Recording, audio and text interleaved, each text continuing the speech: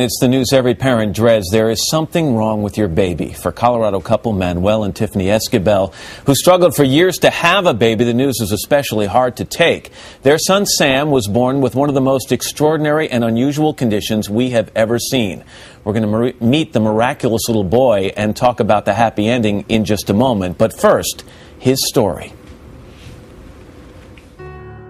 We were ecstatic, considering we didn't think we could have any babies. We tried for several years, and we finally came to the conclusion that we couldn't get pregnant, and we stopped trying. But just when Tiffany and Manny had given up, the Esquibels say a miracle happened. I had a very normal pregnancy, enjoyed every minute of it, and it seemed to be just fine. But by the end of Tiffany's pregnancy, an ultrasound showed something unusual. What they called it was fluid in the ventricles of the brain. Tiffany would have to be induced. Prior to walking into the hospital, I said, okay, when we come back out, we're going to have a baby in our arms.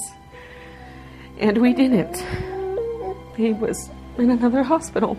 Doctors detected a mass in Sam's brain. They actually told us that, it was a 50-50 chance whether, he could make it through it or not. Just 3 days old, Sam was now in the hands of pediatric neurosurgeon Dr. Paul Grab. Some of these tumors can be quite dangerous, so you try to always prepare a family for those types of difficulties. Even Dr. Grab was not prepared for what he'd find on the operating table. A lot of us that have been in practice long enough like to think we've seen everything. Well, that just goes to show that you haven't. Inside the large tumor on the right side of Sam's head was a perfectly formed foot. We began removing the internal parts of the tumor, and it was pretty soon after that that the foot quite literally popped out of the tumor. It made me stop operating since I'm not used to seeing feet in the brain.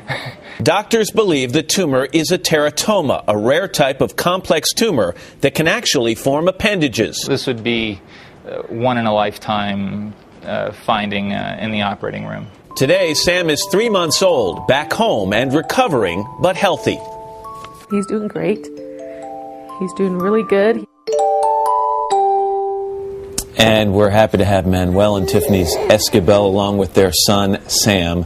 And NBC's chief medical editor, Dr. Nancy Snyderman, joins us as well. Good morning to all of you. Good morning. Let's just start with the most important thing. How's Sam doing? Oh, he's doing adorable. Great. Yeah, no lasting effects from the surgery at all?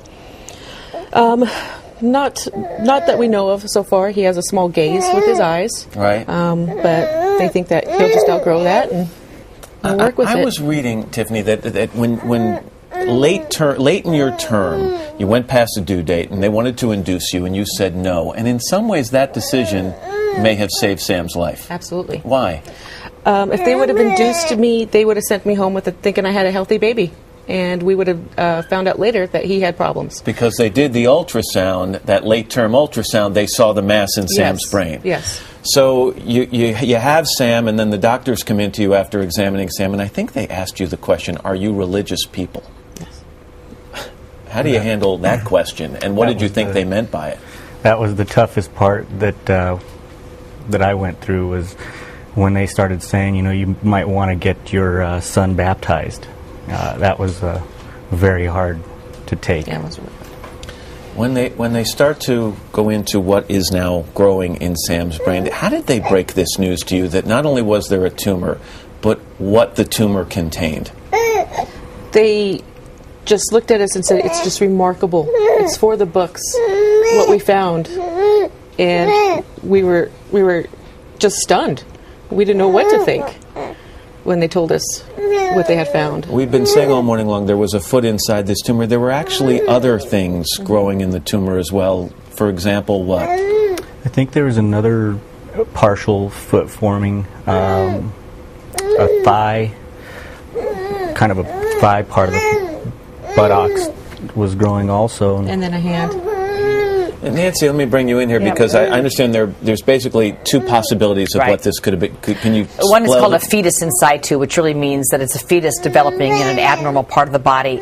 I have never seen one in the brain. I'm not sure there's ever been one recorded, because that sort of assumes that there's going to be a normal fetus. The other thing is called a teratoma, and that's, I believe, what Sam has. And it's a tumor that's formed from different layers of a normal fetus. We all start with 2 cells, and then everything's supposed to migrate into the place where it ends up. Your feet on the bottom of your body, your ear on your head. sometimes the message gets sort of screwed up and things don't quite migrate.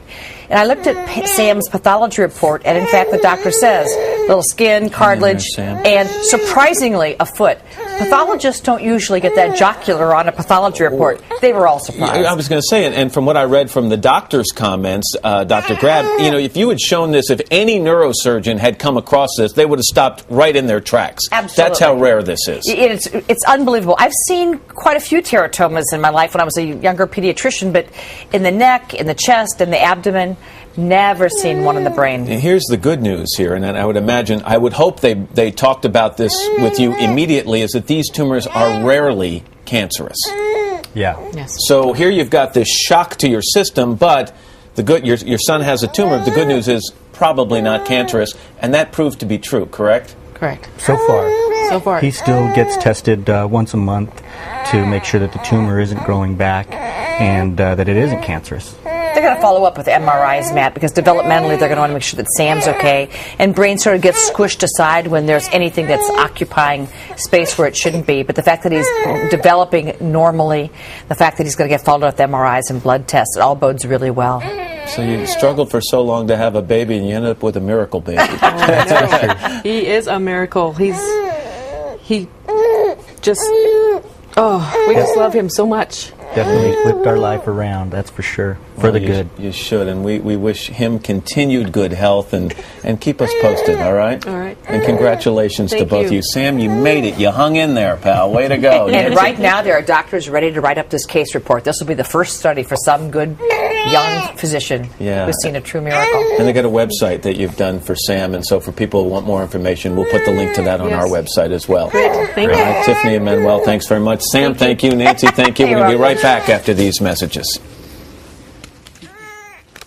The news every parent dreads. There is something wrong with your baby. For Colorado couple Manuel and Tiffany Esquivel, who struggled for years to have a baby, the news is especially hard to take. Their son Sam was born with one of the most extraordinary and unusual conditions we have ever seen.